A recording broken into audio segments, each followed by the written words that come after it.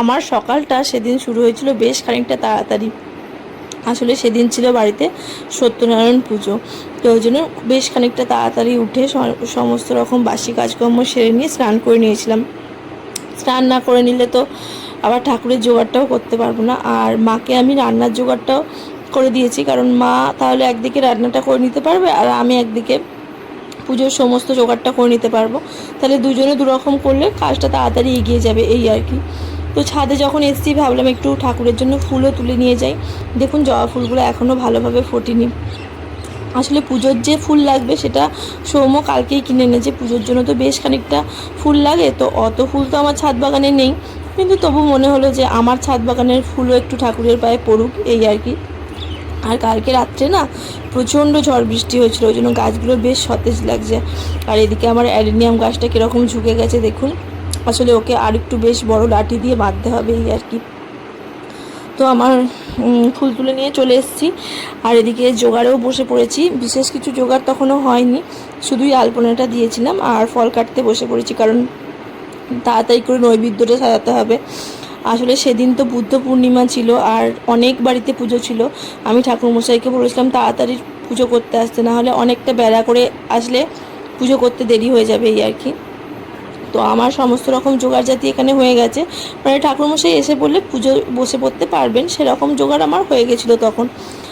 আসলে প্রত্যেক বছরই বছরে একটা করে সত্যনারায়ণের পুজো দেওয়ার আমি চেষ্টা করি। আর আমাদের চন্দ্রনগরের বাড়িতেও বছরে একটা করে সত্যনারায়ণের পুজো হয়। তো আমাকে এক দিদা বলেছিলেন যে বৈশাখ মাসে নাকি সত্যনারায়ণের পুজো দিলে মানে বছরের পুজো দেওয়াটা হয়ে যায়, তো ওই জন্য আমরা বৈশাখ মাসেই পুজো দেওয়ার চেষ্টাটা করি। তো এদিকে আমাদের ঠাকুরমশাই এসে গেছেন, উনি পুজোতেও বসে পড়েছেন। আর এদিকে আমাদের সিন্নিটা মাখছে নন্দিতা কাকিমা। আসলে সিন্নি প্রসাদটা একমাত্র ঠাকুরমশাই মাখতে পারেন, আর এছাড়া যার দীক্ষা হয়ে গিয়ে থাকে সে মাখতে পারে। তো আমার তো এখনও দীক্ষা হয়নি, ওই জন্য নন্দিতা কাকিমাই আমাদের সিন্নিটা মেখে দিয়েছিল। এদিকে আমাদের পুজো মোটামুটি হয়ে গেছে, এখানে চলছে একটু হোমের জন্য প্রস্তুতি। আসলে আমি প্রত্যেক বছরই সত্যনারায়ণের পুজোর দিনকে একটু হোম করি, মানে এটা আমার মানসিক শান্তি হয় আর মনে হয় যেন বাড়িতেও একটুখানি শান্তি বজায় হয়। তো ওই জন্য হোম জিনিসটা আমার খুব ভালো লাগে, পছন্দের। তো ওই জন্য একটুখানি হোম দিই প্রত্যেক বছরই। তো বাড়িতে পুজো মোটামুটি কমপ্লিট। এবার ঠাকুরমশাই এসছে আমাদের মা কালীর মন্দিরে। আপনারা যারা আমার ব্লগ দেখেন তারা তো জানেনই, আমার বাড়ির পাশেই একদম মা কালীর জাগ্রত মন্দির। তো ওখানে পুজো দিয়ে এবার বাড়িতে এসে সবাইকে ফল প্রসাদ দিয়ে নিজেরাও খেয়ে নিয়েছিলাম। এবার দুপুরবেলা আমি এখন ছেলেটাকে একটুখানি খাইয়ে দিচ্ছি।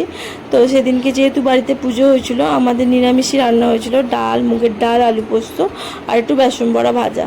তো আমার ছেলের আলু পোস্ত আর বেসন বড়া ভাজা খুব পছন্দের, তো ওই জন্য ওর খাইতে কোনো অসুবিধেই হয়নি। আর ও অতটা মাছ ডিম পছন্দ করে না, একটু মাংসটাই ভালোবাসে। তো ওর যে রোজ মাছ ডিম হতেই হবে এরকম কোনো ব্যাপার নেই, ও খেয়ে নেয়, কোনো অসুবিধা করে না। তো সমস্ত কাজ সবাইকে খাওয়ানো দাওয়ানো মিটে গেছে। এবার আমরা মানে আমার আর মায়ের খাবার জোগাড় করছি। আর সত্যনারায়ণের পুজোর দিন আমিও মানে চেষ্টা করি একটুখানি নিরামিষ খেতে, মানে ভাত না খেতে।